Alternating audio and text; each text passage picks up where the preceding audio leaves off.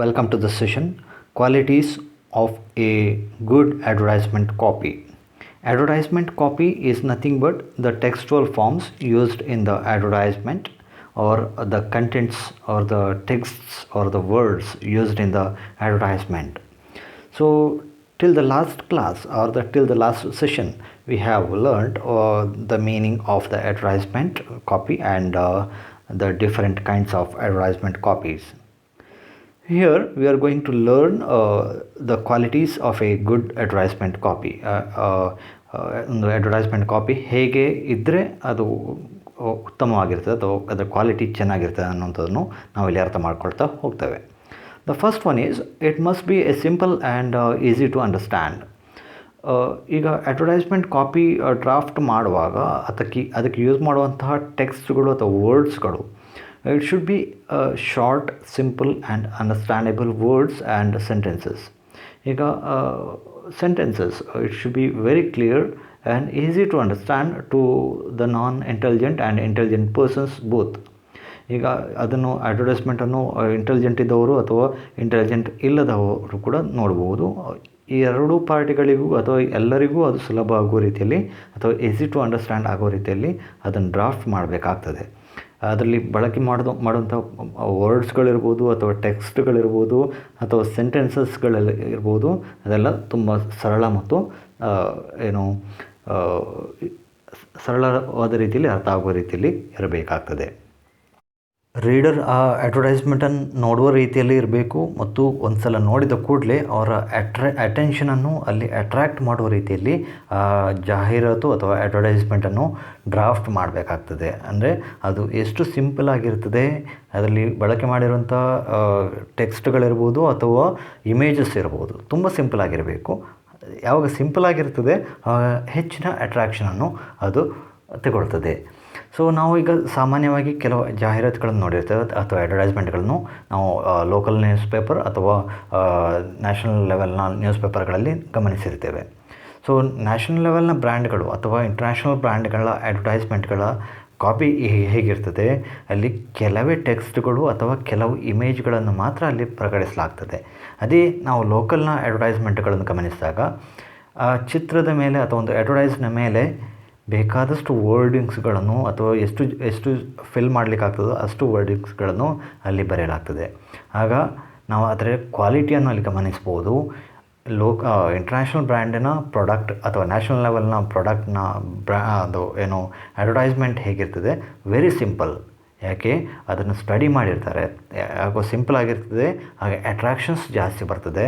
ಯಾವಾಗ ಅದು ಸಿಂಪಲ್ ಆಗಿಲ್ಲ ಅಥವಾ ಅದನ್ನು ಅಟ್ರ್ಯಾಕ್ಷನ್ಸ್ ತಗೊಳ್ತಾ ಇಲ್ಲ, ಆಗ ಅದರ ಕ್ವಾಲಿಟಿ ಕಡಿಮೆ ಆಗಿರ್ತದೆ.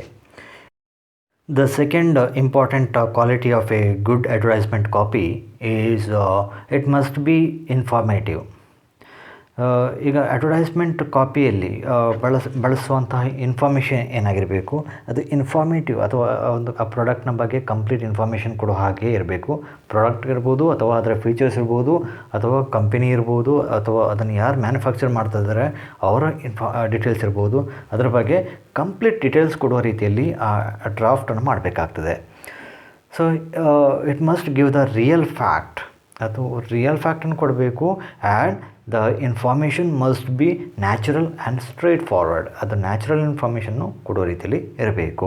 It must keep people read it, ಅಂದರೆ ಅದನ್ನು ಓದುವ ರೀತಿಯಲ್ಲಿ ಆ ಮಾಹಿತಿಯನ್ನು ಕೊಡಬೇಕು, ಜನಕ್ಕೆ ಓದುವ ರೀತಿಯಲ್ಲಿ ಅದು ಇರಬೇಕಾಗ್ತದೆ. ಆ್ಯಂಡ್ ಪೀಪಲ್ ಅದರ ಬಗ್ಗೆ ಇನ್ಫಾರ್ಮ್ಡ್ ಆಗಿರಬೇಕಾಗ್ತದೆ. ಅಂದರೆ ಪ್ರಾಡಕ್ಟ್ ಹೇಗಿದೆ ಅಥವಾ ಪ್ರಾಡಕ್ಟ್ ಯಾವ ಕಂಪನಿಯದ್ದು ಅಥವಾ ಎಲ್ಲಿ ಯಾವ ಕಂಟ್ರಿಯದ್ದು, ಯಾರು ಮ್ಯಾನುಫ್ಯಾಕ್ಚರ್ ಮಾಡ್ತಾಯಿದ್ದಾರೆ, ಏನು ಮೆಟೀರಿಯಲ್ಸ್ ಯೂಸ್ ಮಾಡ್ತಾಯಿದ್ದಾರೆ, ಈ ಮಾಹಿತಿಗಳ ಬಗ್ಗೆ ಅವರಿಗೆ ಸ್ವಲ್ಪ ಆದರೂ ಹಿಂಟ್ಸ್ ಕೊಡೋ ರೀತಿಯಲ್ಲಿ ಅದು ಇರಬೇಕಾಗ್ತದೆ. ಅಥವಾ ಎಡಿಷನಲ್ ಡೀಟೇಲ್ಸ್ ಎಲ್ಲಿ ಸಿಗ್ತದೆ ಅನ್ನೋಂತಹ ಮಾಹಿತಿಯನ್ನಾದರೂ ಅದರಲ್ಲಿ ಕೊಡಬೇಕಾಗ್ತದೆ.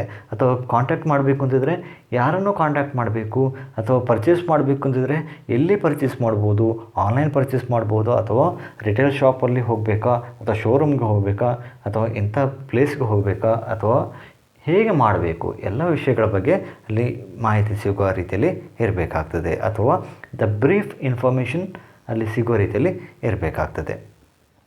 The third quality of a good advertisement copy is it must be concise and complete. ಇದಕ್ಕೆ ಬಳಕೆ ಮಾಡುವಂಥ ವರ್ಡ್ಸ್ಗಳು ಅಥವಾ ಸೆಂಟೆನ್ಸಸ್ಗಳು ಅಥವಾ ಟೆಕ್ಸ್ಟ್ಗಳು ಕನ್ಸೈಸ್ಡ್ ಅಥವಾ ಅದನ್ನು ಕೆಲವು ಏನು ಎಲ್ಲ ವಸ್ತುಗಳನ್ನು ಎಲ್ಲ ಇನ್ಫಾರ್ಮೇಷನ್ಗಳನ್ನು ಅಲ್ಲಿ ತುಂಬಿಸಿ ಬಿಡುವಂಥದ್ದಲ್ಲ.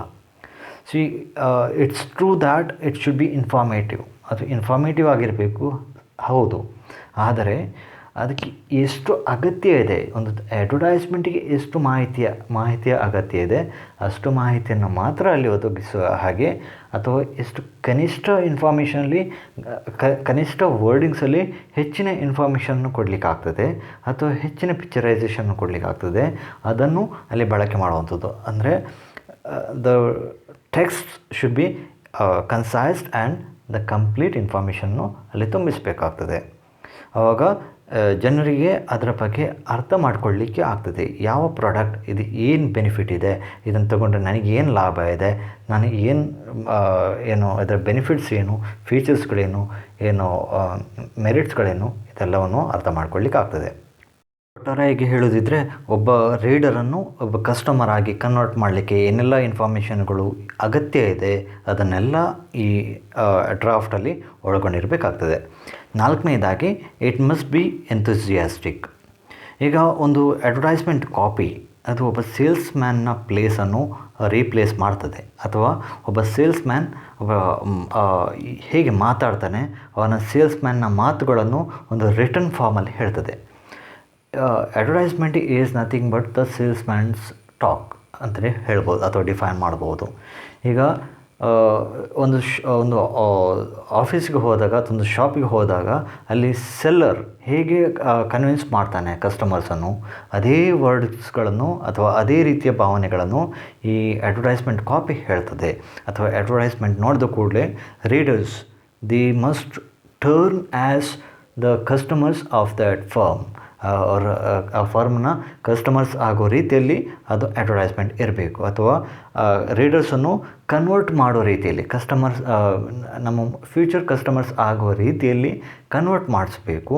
ಆ ರೀತಿಯಲ್ಲಿ ಆ ಅಡ್ವರ್ಟೈಸ್ಮೆಂಟನ್ನು ಡ್ರಾಫ್ಟ್ ಮಾಡಬೇಕಾಗ್ತದೆ. And the fifth quality is it must be honest. The advertisement copy or the drafted advertisement copy should not be cheated to the general public. So it must be honest and truthful towards the public.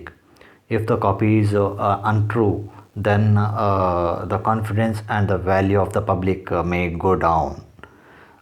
ಈಗ ಜನರನ್ನು cheat ಮಾಡಲಿಕ್ಕೆ ಹೊರಟ್ರೆ ಅಥವಾ ಯಾವುದಾದ್ರೂ ತಪ್ಪು ಮಾಹಿತಿ ಕೊಟ್ಟು wrong ಪ್ರಾಡಕ್ಟನ್ನು ಸೇಲ್ ಮಾಡಿದರೆ ಅಥವಾ ಪ್ರಮೋಟ್ ಮಾಡಿದರೆ, then company may be go to the blacklist ಆಗೋ ಸಾಧ್ಯತೆ ಇರ್ತದೆ, ಅಥವಾ ಆ ಕಂಪನಿಯ ಇಮೇಜ್ ಹಾಳಾಗೋ ರೀತಿ ಸಾಧ್ಯತೆ ಇರ್ತದೆ.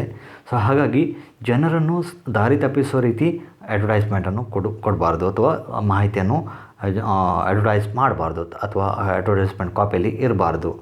ಕರೆಕ್ಟ್ ಮಾಹಿತಿಯನ್ನೇ ಕೊಡಬೇಕು.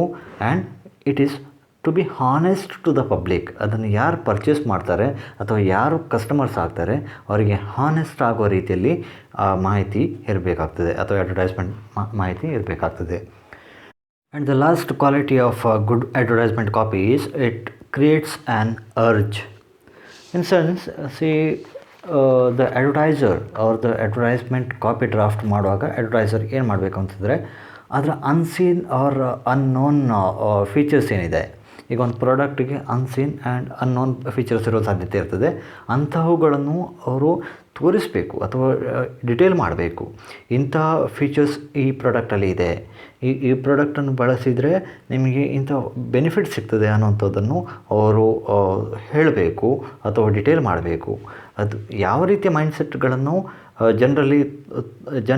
ಜನಸಾಮಾನ್ಯರಲ್ಲಿ ಅಥವಾ ಅದು ಗ್ರಾಹಕರಲ್ಲಿ ತುಂಬುತ್ತದೆ ಅಂತಂದರೆ ಕಂಪನಿಯ ಬಗ್ಗೆ ಒಂದು ಉತ್ತಮವಾದಂಥ ಭಾವನೆ ತೋರಿಸ್ತದೆ ಅಥವಾ ನಾವು ಅದನ್ನು ಗುಡ್ ವಿಲ್ ಅಂತೇಳಿ ಕರಿತೇವೆ. So the aim of a good advertisement copy is nothing but to create the trust among the firm as well as the product of that firm. So the merits and the use of that product have to be detailed with the advertisement copy. So if you have any questions related to the qualities of a good advertisement copy, just drop in a comment on the classroom section. Thank you.